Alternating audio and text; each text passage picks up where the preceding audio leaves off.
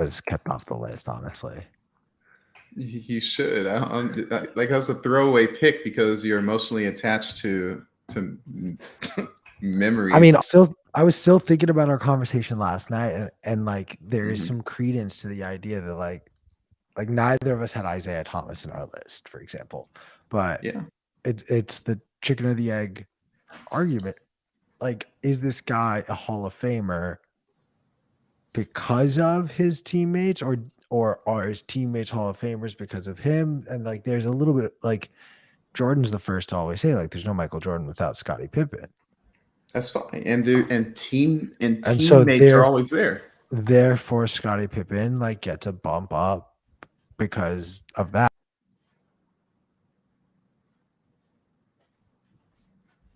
Oh, don't cut out on me, Q.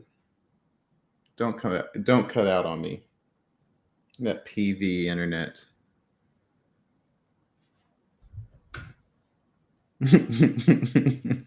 Live stuff.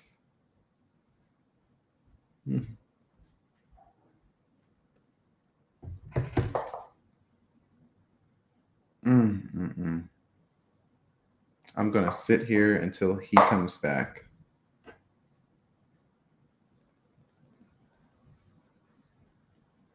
Right, here we go. Who was that? Was that me or you? It was definitely me this time. Yeah. Oh my But gosh. Go ahead. okay, you you think?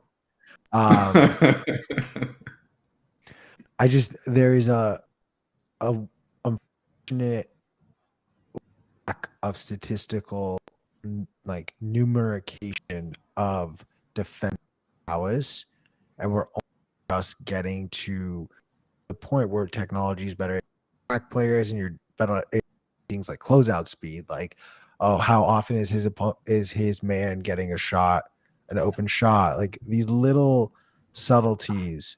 But I understand that, but you're not putting Steph Curry on that list because of that. You're not putting,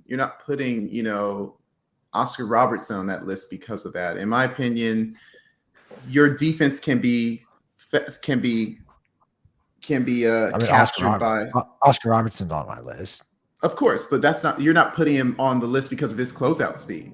You're putting him on that list because he could put a ball in the basket. And also he can put a ball in a basket more times than his opponent in that game to win the game. And that's why it's like when we narrow it down to what's the objective of the game, the atomic objective of the game, is to score more than the opponent on that night.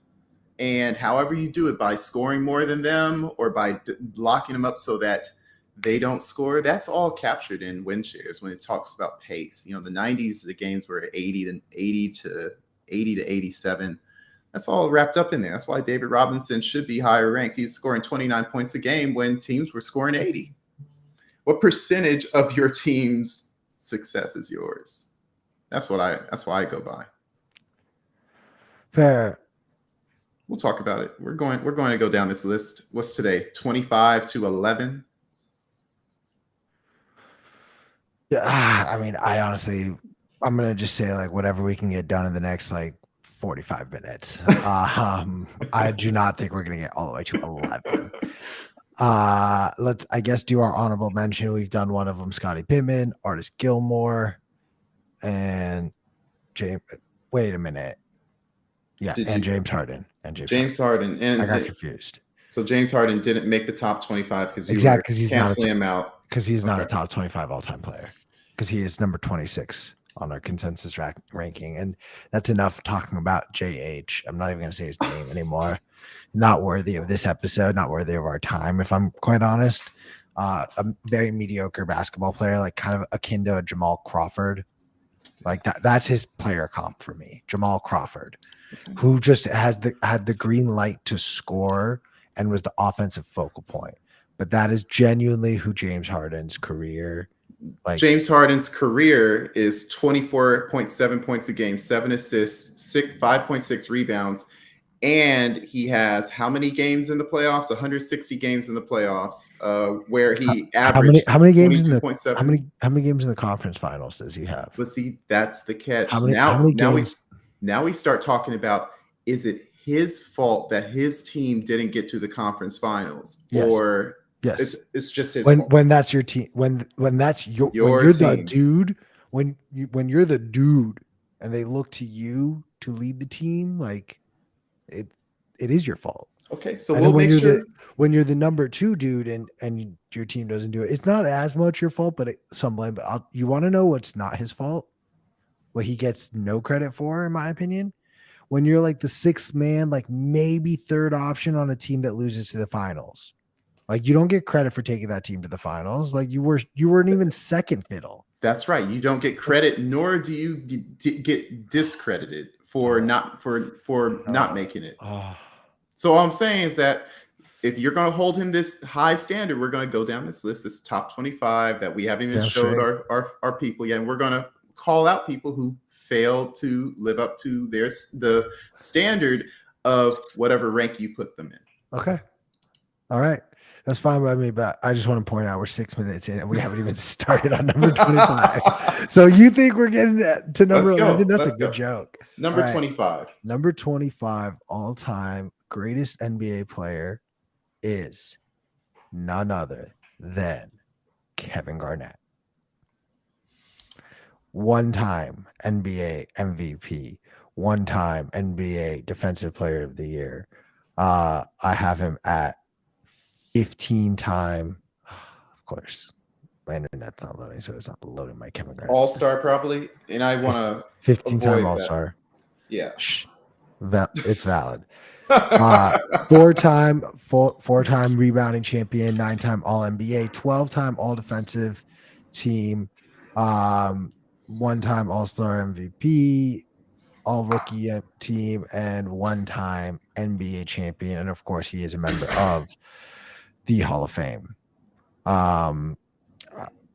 I think the resume speaks for itself, but I will also, defend my pick because I'm the only one of us two who had Kevin Garnett in the top 25. And there are I had it. Go ahead. It's fine. You did not submit him as part of your top 25. He was my 26th best player. It's okay though. That's funny. It's okay. Don't stay too long on 25. That's right. You're right. We shouldn't because but because you put a player like, okay, you know what? Like James Harden against him. Now, here's a genuine consideration that I had when trying to determine where does Kevin Garnett fall on my rankings, like how high up is he? Because he was at one point like it was him and Tim Duncan as like arguably the greatest power forward to ever play the game at their primes. And then we saw over the course of his career, Tim Duncan held a certain level that KG over time, Father Time did catch up with him. Tail end of his career was a swan song.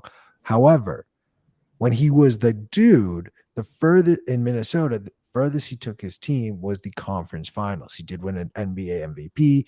Sam Cassell's big ball dance probably cost them a finals appearance. I don't think so, although that Lakers team was limped into the finals and got whooped by the Pistons. That said, he did not win the finals MVP because he was not even the real de facto offensive focal point of that Celtics team. He did win Defensive Player of the Year on that Celtics team, though. So that shows you sort of he found his role. And he, to win an NBA championship, became the number 2 guy to Paul Pierce, who is not on either of our lists for good reason. But Kevin Garnett had such a profound impact throughout his career. You're not going to be able to hold this. Has the resume to back it up. You've talked about Kevin Garnett for 3 minutes. He's the 25th best. We're trying to get to 11. All right. Look, Kevin Garnett was the best player in the league. See, I'm succinct. I'm going to have 2 sentences. Kevin Garnett was the best player in the league for 5 seasons during the Lakers and Pistons early 2000s era. He blew up a portion of why he could have been higher in the ranking, in the overall rankings, because he essentially played too long. If you look at the end of his career, he was a bum. And I don't care. Oh, well, this is like a swan song. His swan song lasted 3 seasons where he averaged 6 points a game, 7 points a game, and 3 points a game. His rookie season, he didn't have LeBron James numbers. And so when you think about And then when you think about, he never took a team to the conference finals. The argument for James Harden. No, This he guy did. is. They went to the conference finals. Oh, But Harden also went to the conference finals, I'm pretty sure, one time. So what I'm saying is that this guy is marginally has marginal more team success than James Harden does. It's not, and when you compare the marginal success over team success compared to the outlandish landslide and personal success, you would see why I would have Harden at my own ranking 19 and KG at 26. That being said, this is a collective assessment. Kevin Garnett 25 all time. I'm okay with that. Let's keep going. Alrighty, at number 24 all time. I need to pull these up quicker though.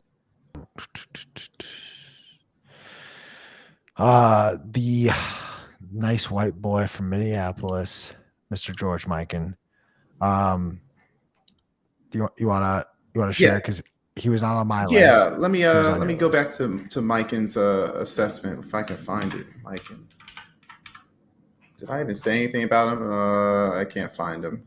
Anyways, generally speaking, I don't want to miss out on George Mikan. Yeah, that's right. Here it is. Again, he's the best player at the dawn of the beginning of the NBA. He was arguably the most dominant player ever. You can't take that away from him just because you would say this is, if any time you're playing against plumbers, it would be in the late 40s, early 50s. But if his championships don't matter, then Bill Russell's championships don't matter. And Bill Russell's championships don't matter. And we keep on going until all of a sudden we have this subjective assessment of when championships start to matter. George Mikan killed. After the NBA ABA merger. That's typically what they start. If that's the case, then we should take Bill Russell off this list. I mean, we should take Artis Gilmore off this list for sure. Anyway, so George Mikan did it. I mean, George Mikan did his job. He did it well, and he did it better than anyone in the early 50s. And that's the only guy I have anywhere near the top 50 from that time frame. I think he should be listed somewhere. So yeah, fair. No, I as the de facto Lakers fan of the show, I do appreciate the Lakers love. So it is. Uh-oh, don't cut off on me. Don't cut off on me. You're killing me, Q. There you are. Breathe. Back? Yeah, you're back. I can't see you. I can hear you.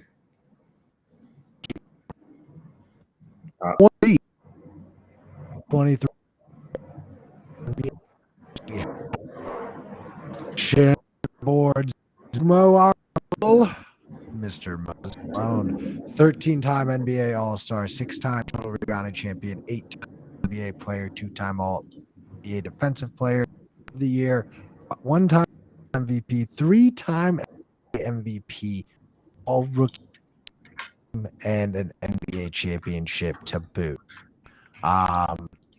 We both have him. He also has win shares of 179. Average double, 12 rebounds, 20 points. I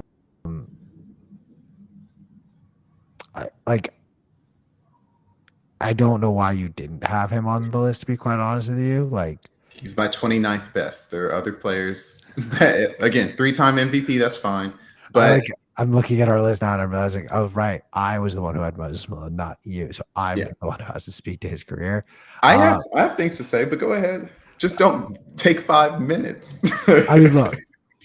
I was trying to focus more on NBA. Like, he obviously had a very short stint in then ABA before everything merged.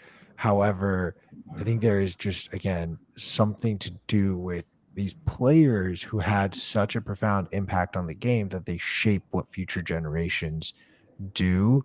And Moses Malone, and anytime I ever hear a player talk about who influenced their game, especially players from the 80s and 90s, a lot of the bigs reference Moses Malone as a guy that they look to as someone that helped form how they thought of and played the game of basketball.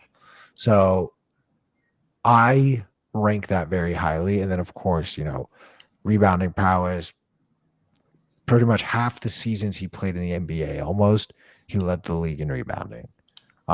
Say what you want about the tail end of his career.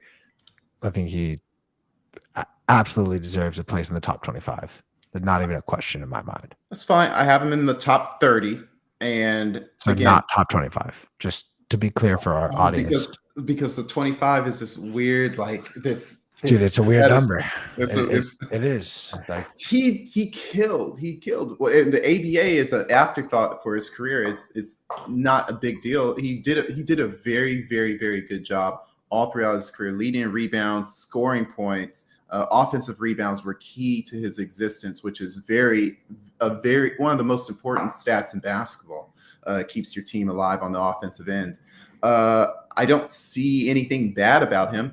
He just didn't contribute enough in the playoffs. We talk a lot about that presence in the regular season.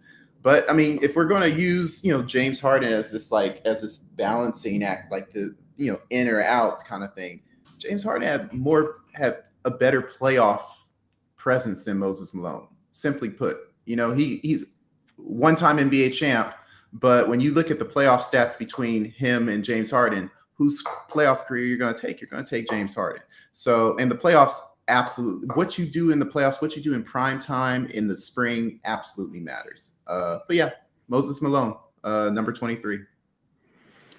All right, at number 22 overall, we have Hakeem the Dream Olajuwon.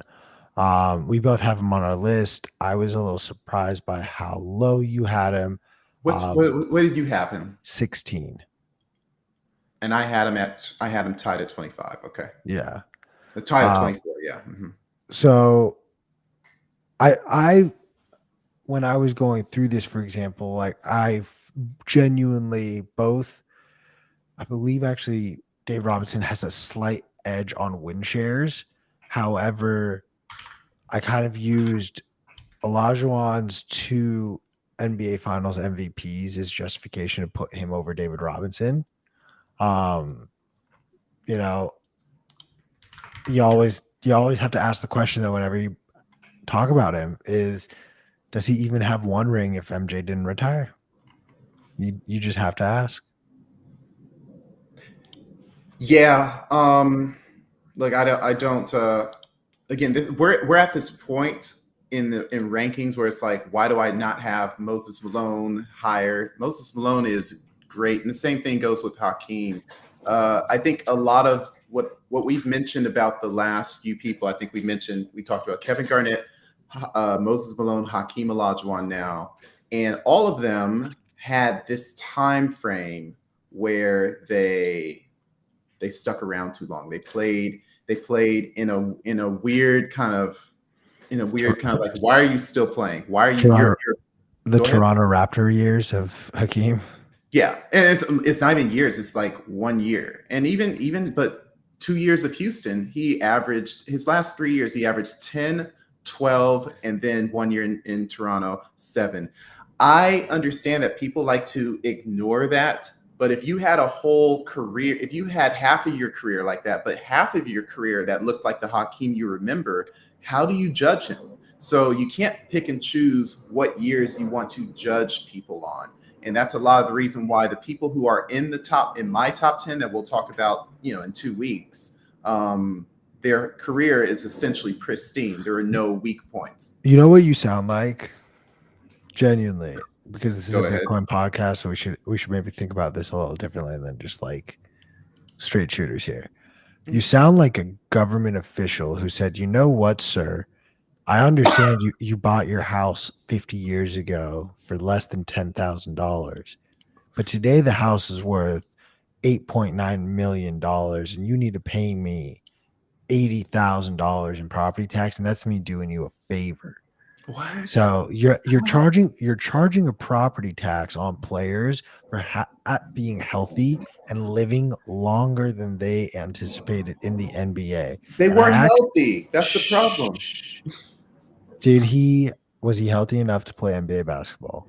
Yes. Was he healthy enough to be Hakeem Olajuwon, or good enough to be Hakeem Olajuwon? No. So who was he? He was okay, Raheem Mr. Taxman. Olajuwon. It's No, okay, he's Mr. another Taxman. player. It's okay. You're just charging a tax on players for playing too long, and that's That's okay.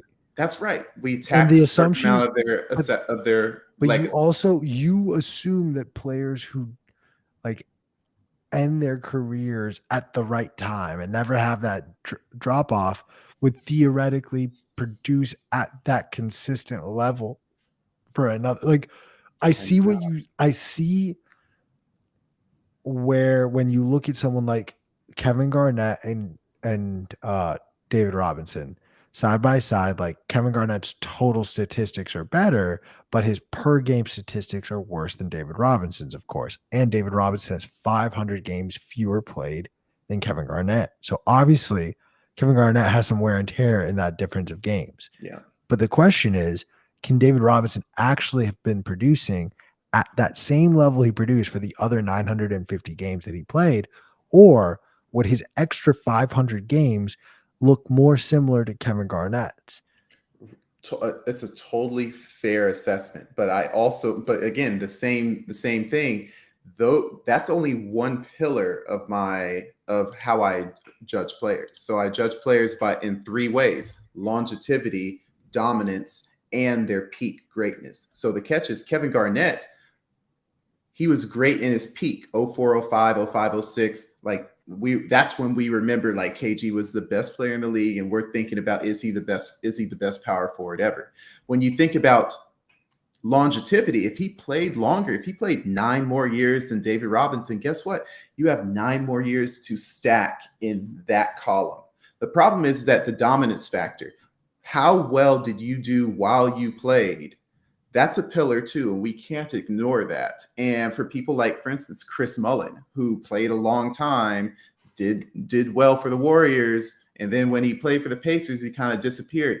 Who is he from when you compare pound for pound? Is he better than Larry Bird?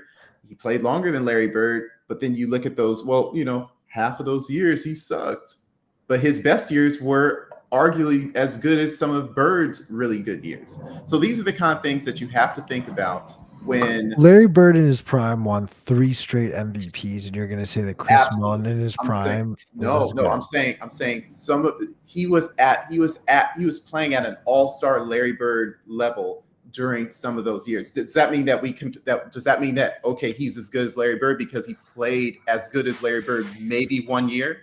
No, we don't. So it's like that's the kind of thing where we talk about the dominance factor, that we reward Bird, we reward Robinson, but maybe we take away from the people who were kind of dragging their right ankle because it's like, oh, he's playing off of his name. We're belaboring this one. But we'll have much more time to talk about this dynamic more, and you'll see more comparisons. Let's keep pressing. I'm okay with who were we talking about initially? Moses Malone? We were talking about Hakeem. Hakeem. So far we have done Kevin Garnett at 25, George Mikan at 24, Moses Malone at 23, Hakeem at number 22, and at number 21 we have the mailman himself, Karl Malone. Now what's interesting here, and I just saw this, and you are the reason this happened. What? You are 100% the reason this happened. We have John Stockton ranked above Karl Malone. Yeah, I think so. Because you have John Stockton. I have Karl Malone ranked above John Stockton. Okay. So I guess we'll talk about. Yes, I do have him ranked. Yep, that's right. We could talk about that when we get to John in a couple of picks. But okay. Yeah, I mean, look, I think an injury to him the year he played for the Lakers was the moment that his career really sort of was derailed. I know that he originally signed with the Lakers thinking he was going to play for 2 years. Shaq's departure was one of the reasons why he retired after the first year in LA too. He genuinely came here because he was like, I just got to average 12 points a game for 2 years and I can break Kareem's record. Like that was it. That's all he came here to do. I think had he been successful at doing that and become an NBA champion with that Lakers team, had they beating the Pistons. And genuinely, I believe if Karl Malone doesn't get hurt back in December of that season, I think they are NBA champions. I think Kobe and Shaq figure it out because they're forced to. And I genuinely believe that my childhood would not have had the divorce of Kobe and Shaq. And it literally comes down to Karl Malone's back in what was maybe the second of his 2 downward years. Because like he was still solid for Utah for a while after the Jordan era. He wasn't like the perennial MVP, but he was still competitive. So for your dominance sake, I would say he was legitimate. Yeah, I agree. I think when you look at his career and then you look at the other power forward centers before him, he really didn't have that dire of a drop off at any point of his career. He was more stable, and his peak was as good as any of those guys before him. But that last season and then maybe his rookie season, you could say, oh, okay, but the rest of his years, always above 20 points a game, always above 8 rebounds a game. And sometimes getting 12. In my opinion, Karl Malone benefited from Stockton's preciseness. So it's like, we'll talk about Stockton later, but they were a great number one, number two. They were always in the playoffs. They were always deep in the playoffs. Karl Malone had 193 playoff games where his numbers were as good, if not better, in the playoffs and the regular season. And, I had lunch with Gary Payton one time, 10 years ago in Vegas. And he said this thing I'll never forget. He said, I would have had a ring if we didn't run into the Black Cat. And Karl Malone and John Stockton, Gary Payton, Sean Kemp, a lot of dudes, they ran into that man. And, we can't take that. Because we can't take that away from him. Like, he is great, yet still he fell short a few times. In the same way, I resonate with, well, who else didn't win and should be up there? Barkley, Harden, Chris Paul. These type of players should be celebrated, and not be penalized because they ain't got a ring on it. So, hey man, Beyonce was the one that told us if you love it, put a ring on it. So don't blame me, blame Bay. All right, don't take your anger out on me here. I blame Magic Johnson for creating that narrative with Jordan, but that's another story. But there's legitimate, like, the allure of Jimmy Butler is that in the moments where you need him to rise up, he rises up. Yep. Like, and those are the players that we remember. Those are the players we talk about. And we're going to remember him without a ring. Maybe. But likely, let's just say that he rises up. But guess what? All those guys that we mentioned, Harden rises up to a degree. No, he doesn't. He rises up to a degree. It's just that it doesn't flesh out in the conference finals. It doesn't flesh out in the NBA finals. But in terms of bringing a team that may not deserve to be in the playoffs, that Houston team, what that Houston team looked like when he was going 30, 10, and 10, 30, 10, and 9, looked like the Cleveland Cavs from 07. And guess what? He just happened to not be LeBron. He's literally dragging that team by himself, scoring 50-point triple doubles, but he's not LeBron James. I'm sorry, we are digressing because James Harden is kind of like that, the balancing act of why they're in or out, not in or not in the top 25. So I have to keep on bringing that up because wins in the championship is not zero sum. Karl Malone won in the playoffs, just didn't win all of the playoffs. Right. Which, like, in my opinion, is a knock. Like, it is a little bit of a knock because, again, it goes back to when you're the guy. When you're the guy on the team, that's your team. The team rides or dies with your performance, and your performance wasn't good enough to win the ultimate prize. Right. And so, therefore, there are players who rose up and were good enough to reach that prize. And it could genuinely just, like, for argument's sake here, if Karl Malone played basketball in the era of Bill Russell and Wilt Chamberlain, Karl Malone could have Bill Russell's number of rings. He could probably have pulled off a 100-point game. Like, the era does matter, and that's why, like, I was thinking about, I did So I did think about this when making my list.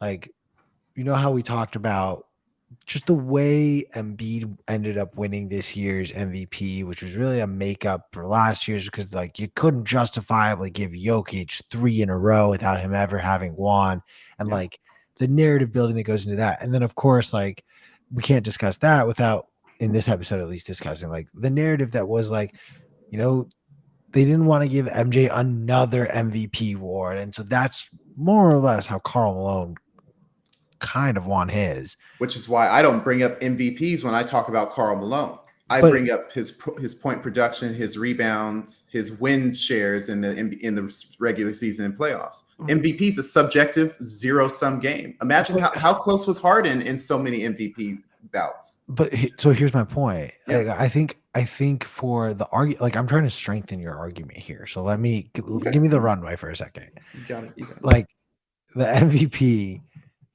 being that sort of like subjective, like, hey, we need to make sure the players of a generation don't just look back and think like only Michael Jordan played in the NBA in the 90s and no one else could ever play. No, there were incredible players in the 90s who all deserved some sort of recognition or credit or their fair shake.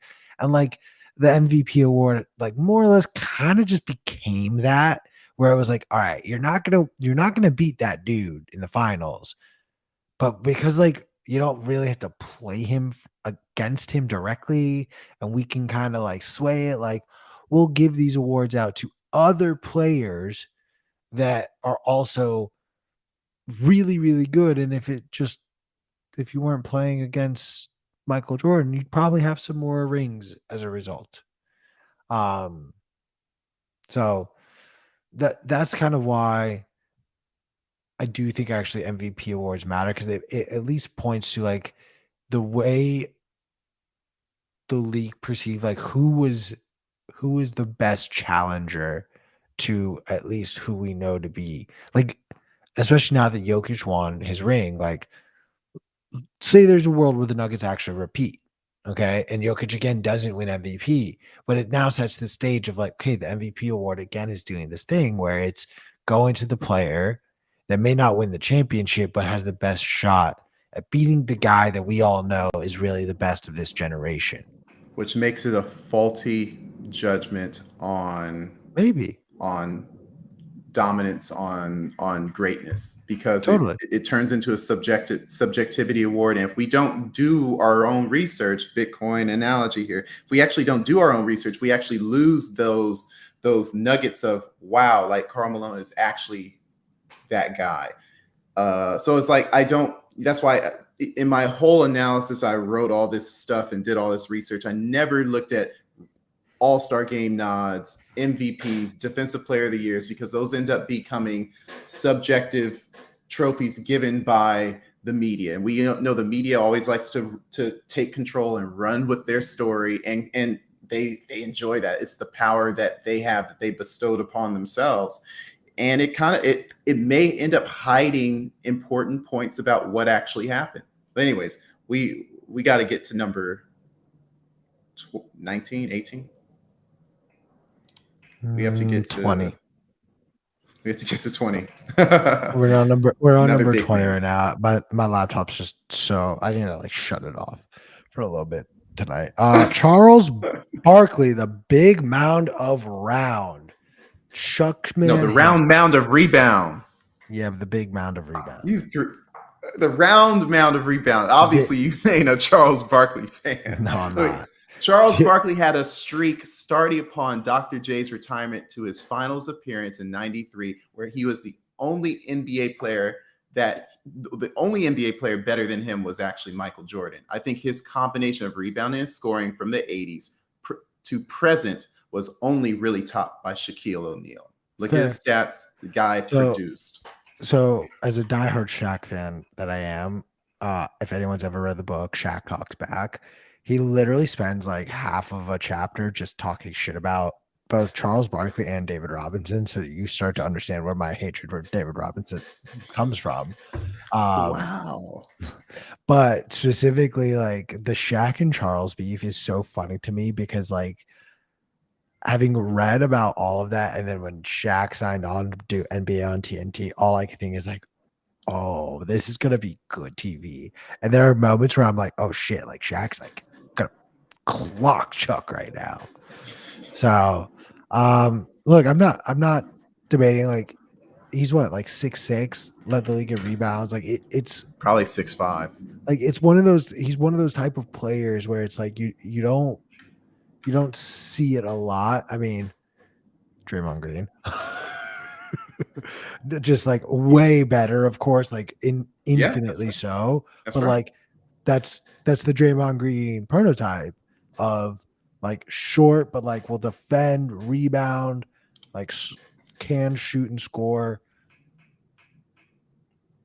but just doesn't have a ring. Yeah, that's right. That's right.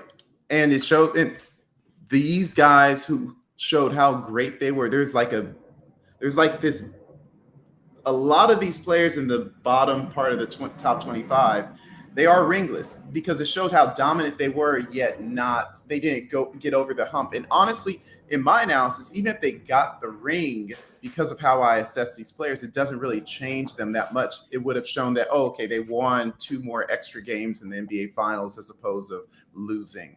And where the top 10 players that we have in our list, generally speaking, they are champions, multiple time champions. So Charles Barkley, in my opinion, I think is the best power forward. No, he's second best power forward of all time. But we'll get to that later. So now I'm kind of curious because like as we talk this out a little bit, like I'm sitting here thinking about how like we keep talking about this one player in particular who just like for an era essentially it was like he's gonna win the championships, like no one else is gonna win a championship. And then like I love Kobe. I love Kobe, but like other people won championships during Kobe's dominant reign. All right, like it wasn't like Kobe was whipping his big old dick around and going like, I win rings, you are fighting for scraps. But that just goes to show how Wait, dominant wait, Kobe was. wait. But Okay, okay. but let me. And then LeBron, like he as well, like was in the finals like 8 years in a row. Got 3 rings out of 8 finals appearances during that streak. So it's not as though players weren't winning rings while LeBron was dominant. There just seemed to be one guy that was that good that no one else could seem to win a ring when he was that good. Just food for thought as we approach who the greatest all-time player is. You can unmute yourself now. That's fine. There's more than one way to skin who to figure out who is actually the greatest of all time, and we'll get there when we get there. But that's probably for another episode. So Oh, it's definitely like, dude, we got maybe 20 minutes. Maybe. wait. So J-Dub the Lakers says Ulrich ready today. Damn, Malone 21 already tripping. So this is actually a consolidated list. So wherever Malone was, it's because Q gave his input as well. So chill out. This is a collective. Yeah, So wait, hang on. Just so you know, he had him at 17 and I had Karl Malone at 22. So it's the difference between the 17th best player and the 22nd best player is it's like minuscule. literally like their eyelash. It Like is. It really is. How you if I don't. That's why I didn't like jump out in my skin for his wait, hang ranks. on. J-Dub, I had Karl Malone at 22 because Karl Malone is only the 22nd. Like Dirk Nowitzki is a better basketball player than Karl Malone. I don't care. Yeah. Like I Keep don't going. care. We gotta keep going. We gotta keep going. All You're right. gonna want to get off soon. What's 19? No, oh yeah, 19. John Stockton. All right, this is the one where like I need to hear your argument. So why That's fine. John Stockton? All right, fine. He leads the league in assists. That's so important because when you're talking about, okay, what is this dynamic where people are, they're making their team better, it's that it factor, blah blah blah, something this, that, or the other. Honestly, it's assists. it's assists, it's steals, it's those things. And guess what? It's still being able to efficiently score, not turning the ball over. These are the kind of things that, and all while doing that, actually winning some games. So John Stockton, again, what we just said, what's the difference between 17 and 22 is an eyelash. I've John Stockton in my own list, three three ranks ahead of Malone. You have him probably a little more spread out. I think I have Malone like 2 above him. Two above him. And honestly, like you just can't argue one way or another. He's the all-time leader in assists by far. Karl Malone is third all-time in scoring. Let's fourth. Jordan passed him up, or Kobe passed him up. Kobe passed him up. Let's not like major in the minors. Stockton was great. In my opinion, the third best point guard of all time. He wasn't flashy. He was efficient. And guess what?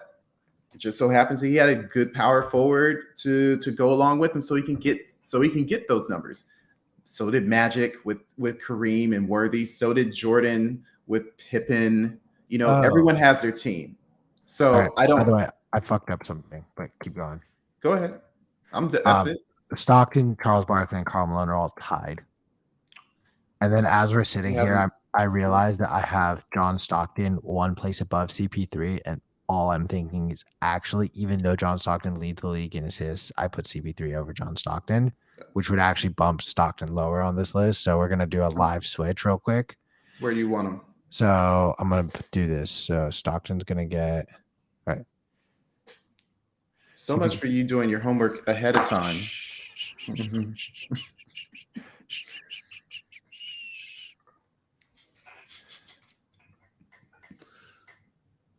Goodness gracious. All right, whatever. Where is CP3? He really isn't on this list. No, CP3 is the next slot. It's irrelevant. It just moves Stockton down to 21, and then Charles Barkley and Karl Malone are tied at 20 or at 19. That's really all that would materially happen here. Or I guess Stockton would be tied with Olajuwon, who's also tied with Moses Malone. Jeez, we threw it all off. Okay. Yeah. Make sure you fix it in there so I can fix the numbers. Okay. So do you have anything on Stockton? No, he is up there and should be on the top 25 list. There's no doubt in my mind. I have a hard time believing that he should be above Karl Malone because, yes, I talk a lot about how a point guard's ability to put the ball in the right place for his power forward or for his pick and roll partner is instrumental, and that's why someone like DeAndre Ayton goes off, because Chris Paul knows how to do that. John Stockton is another one of those players who just knows how to do that. Magic Johnson, who we both have as our number 1 point guard all time, he is the best at doing that. And so there is a level of skill that is required there, but it doesn't hurt when you have during his era the leading point scorer, and again, it goes back to that argument of chicken and egg of that's right. Could you have one without the other? And it's no, it's a symphony. Beethoven's music isn't good because he wrote a good part for the piano. Beethoven's music's incredible because every instrument has a right position and timing, and the melody flows well together. And so that's why I'm partial to having players who have a second in command, especially when the second in command has done something like a Scottie Pippen, who has contributed highly to the game of basketball alongside Michael Jordan, or John Stockton, who has also contributed to the game of basketball alongside Karl Malone. How much do they contribute to their team's victory? And that's the thing. Scottie Pippen didn't have as much to do with his team's victory as John Stockton had to do with his team's success. All right. I see, again, this is where I disagree, because if you don't have Scottie Pippen, you don't have someone to guard the best.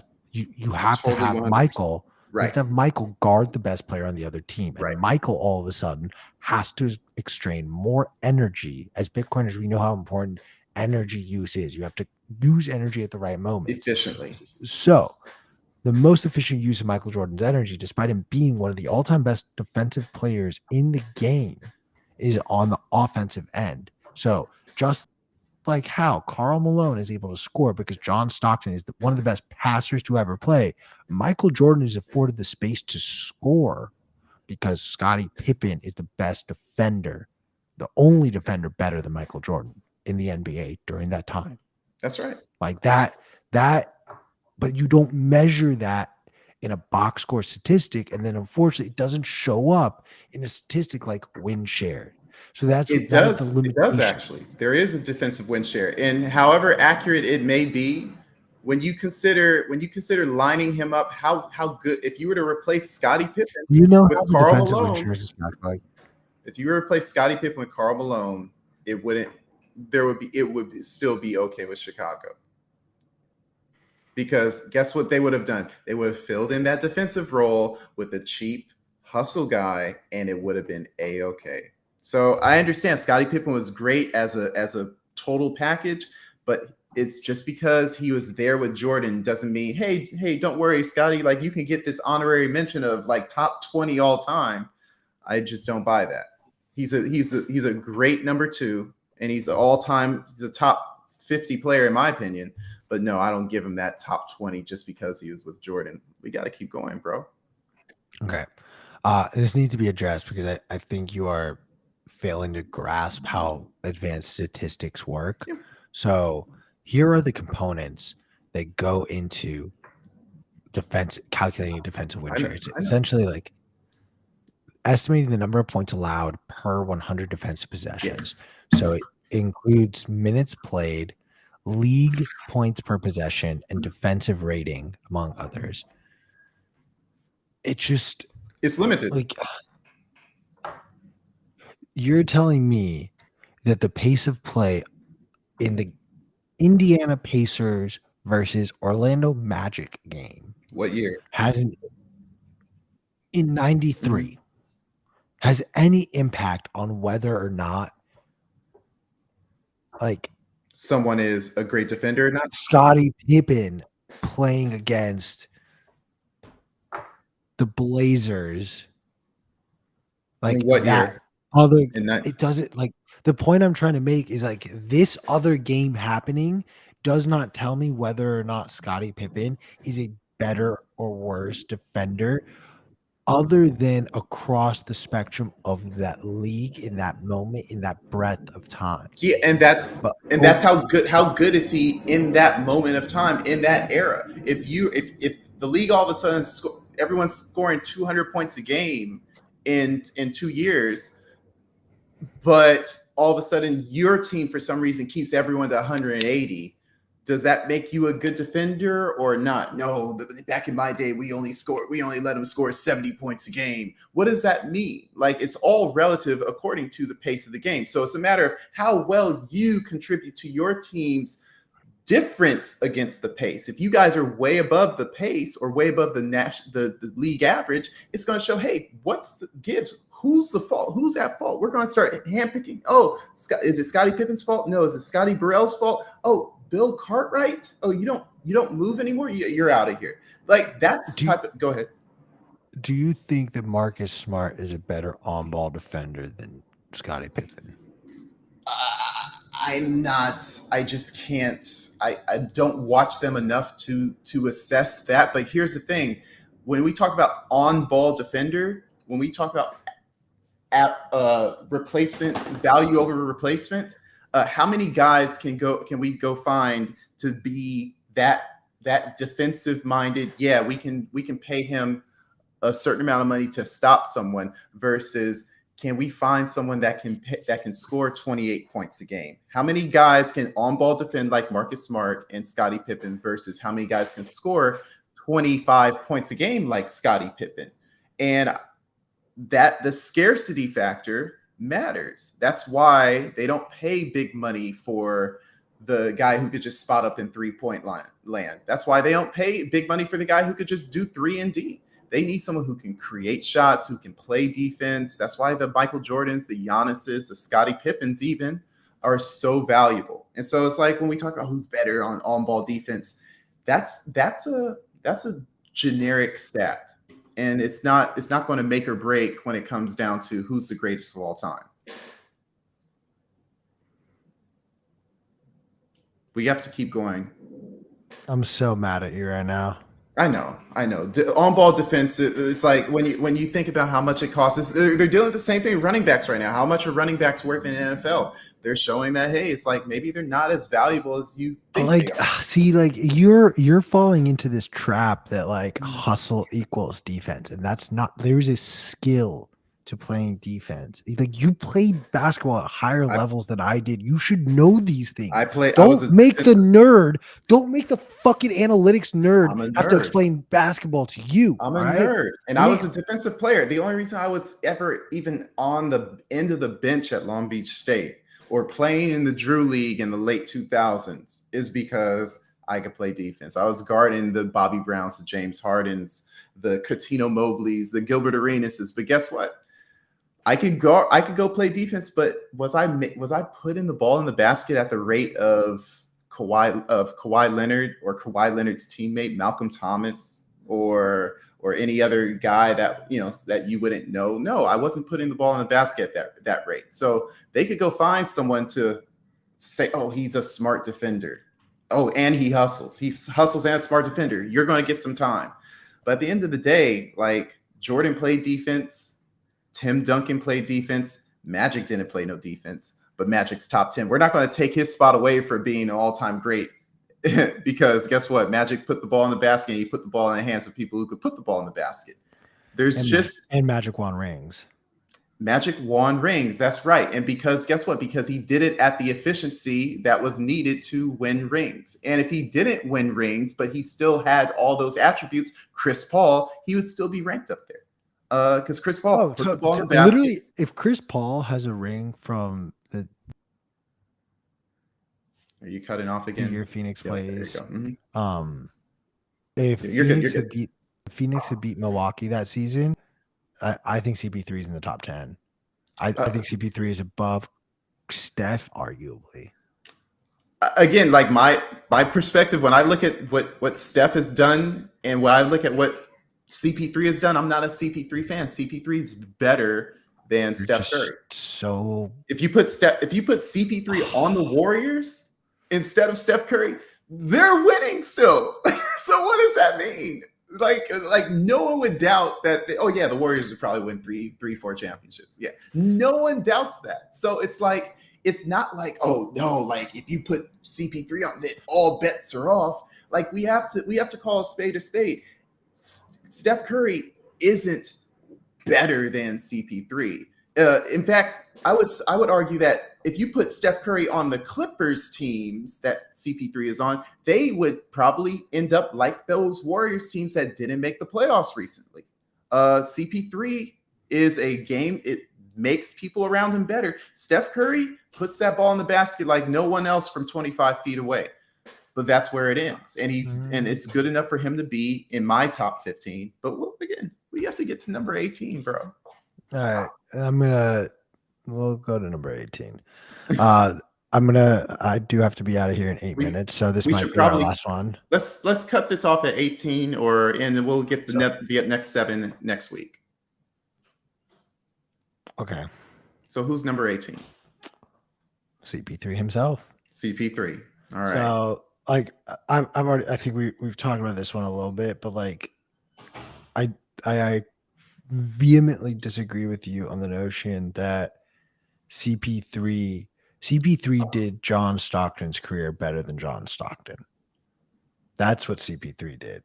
But Steph Curry has molded and changed the way basketball is now played and done so in a way that has like altered the NBA. Like the NBA, if you don't have a 3-point shot on your team, like you can get run out. So for that reason, and then of course, like you want to highlight the all-time leading 3-point scorer who got the record not at like anywhere near the tail end of his career, like broke it in the middle of his prime, and like literally every made 3-pointer from here on out in his career, he is literally breaking his own record. Like that's how, and here's where Like, Who are we again, talking about? Chris Paul or Steph Curry I right know I'm now? talking about Steph. I'm talking about Steph. All right, we're gonna do this because Steph is at number 16. Is Like, he really? yeah, Oh, Steph okay. is 2 spots ahead. Okay. So we'll go up to 16. Okay. So, all right, I'll save the rest of my argument for when we get to Steph. So Okay. You I've want said to my say? piece, but like, if CP3 had a ring, he'd be higher. Like literally just one ring, he would be higher. That's fair. I mean, I think Chris Paul, when you think about the number of assists he has, I mean, Chris Paul's career, 9.5 assists a game. Like, I don't know where that ranks in across the board. He's probably number 5 in that list, maybe probably number 3 in that list, behind Magic and John Stockton. He's the ultimate scoring point guard. And when I say, oh, well, Steph Curry's a scoring point guard, Steph Curry is a shooting guard by that where they just don't have. This is one of those teams where they don't really have a point guard. Steph Curry has fewer assists per game than Draymond Green, so he's not like the traditional point guard. He's there to run around, off screens and shoot. It's just completely different. Chris Paul is a floor general. He's done it. He's the best to ever do it, besides Magic Johnson, in my opinion, from that position. And if you were to put him on any team that he's been on, he has made that team decisively better. The Clippers were bums. He comes in and they at least go to the conference semifinals, and then he leaves and they're weird again. The New Orleans Hornets, New Orleans Hornets, Pelicans, whatever team he is on back then, Hornets. They go to the playoffs because of him. He goes to the Rockets. He doesn't hinder them, but it's a bad look. He goes to Phoenix Suns just when you think, oh, his career's over. Wait. OKC, The same thing. Where they thought he was going to rot and then still takes the team to the playoffs. It's just he keeps on doing it over and over and over again. And again, me as a Chris Paul hater, I'm like, yeah, this guy is better than John Stockton. And I'm not trying to compare him to Steph Curry. I'm comparing Steph Curry to James Harden. I'm comparing Steph Curry to Jerry West. And they're just not the same archetype of player. So we can when Jerry West comes up, we can talk about it. But Chris Paul is the dude, and you put him a little lower because of the ring factor. Again, we have all these guys. In my opinion, he is the best player ever to not win a championship.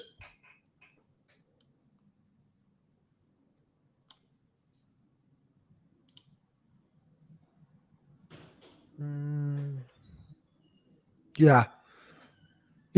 I would let's see if our rankings justify that. And I think it looks like it from yours, and it shows like when we look at your rankings. Go ahead. Would it technically John Stockton? No. Did Oscar Robertson win a championship? He won 2. He won with or he won one, at least one with Kareem. May have won one with he may have won one with the Royals. I'm not sure. I technically still have Karl Malone above CP3. Okay. But that's fine. Again, we're splitting hairs. It's splitting hairs. Like literally, like you could literally move any of these players around. Like it just becomes the way you want to look at it and what you want to favor that ends up becoming, like the ultimate reason as to why someone is ranked differently. Real quick, 17 is the Big O, the original triple double machine, Oscar Robertson.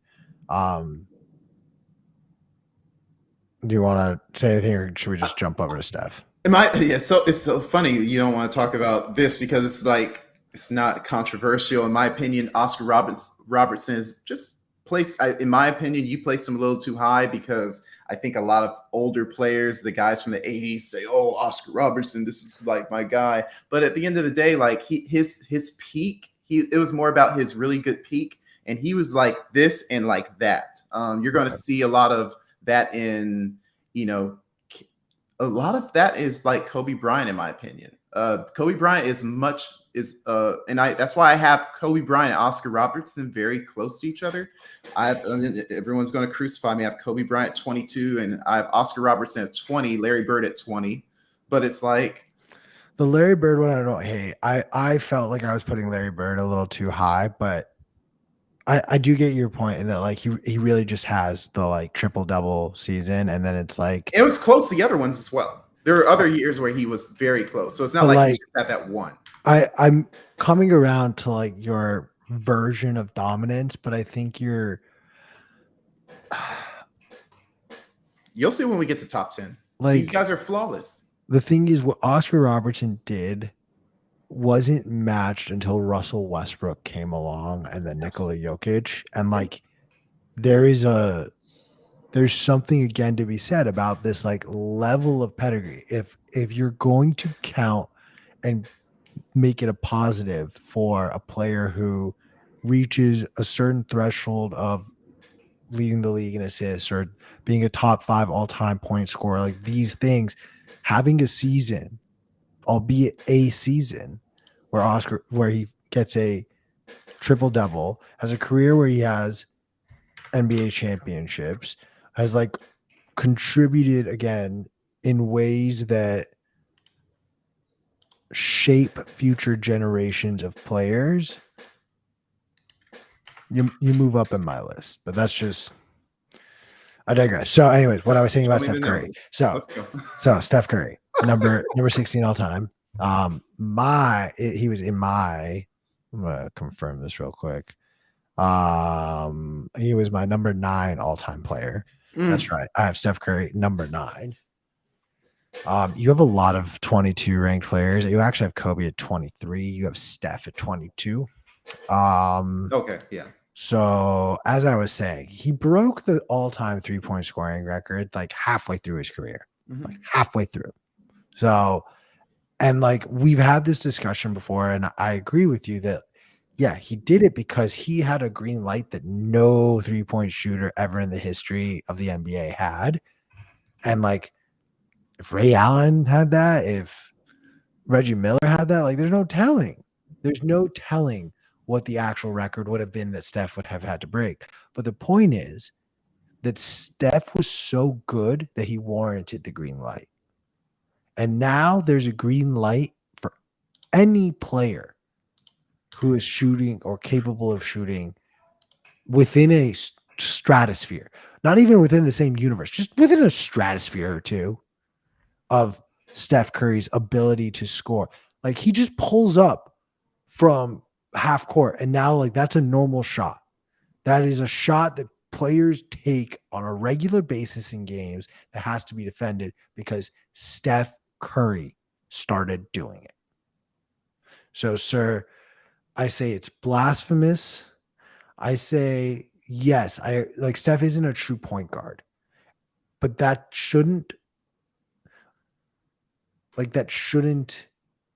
be a reason why it's held against. Like, oh, he scores so much. He scores too much. I'm not holding that against him. Oh, he made too many 3-pointers, so therefore I'm going to move him down the list. I'm not. Don't be salty that players less athletic than you play in the NBA.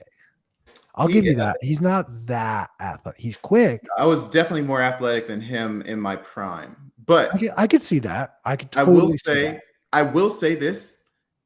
He doesn't have enough other contributions. I'm sorry. And when I say contributions, players that are at that peak in the top 10, from my perspective, they're doing way more than simply scoring. And mind you, his career averages is 24 and a half, 6.5 assists, and 4.7 rebounds. It's very nice stats. I'm not saying he's a bum. No one is a bum in the top 25.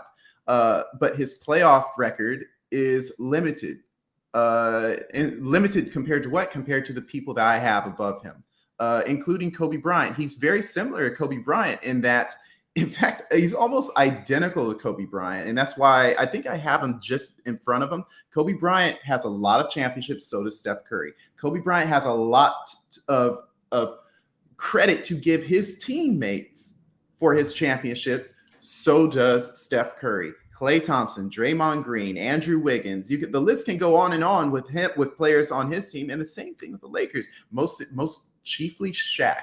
So while I don't discount that he won, and he won in high fashion, efficiency, whereas Kobe, volume shooter, whatever, he was a killer. You want to say that their careers are very similar. Like, and they've had times when they weren't in the playoffs, and that hurts him. And when you look at guys like LeBron, Michael, Kareem, Wilt, Magic, Shaq, David Robinson, even Kevin Durant, Tim Duncan, Jerry West, and that's my top 10. Spoiler alert.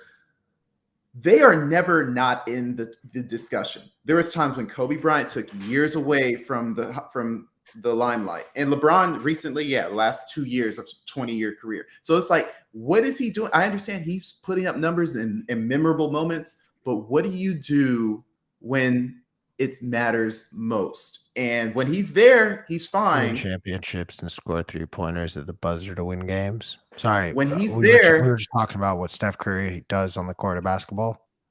Yeah, I'm saying, what did he do in 2020, in 2021? You know, what did he do what did he do in 2011 and 2010 in his early years? He was hurt a lot.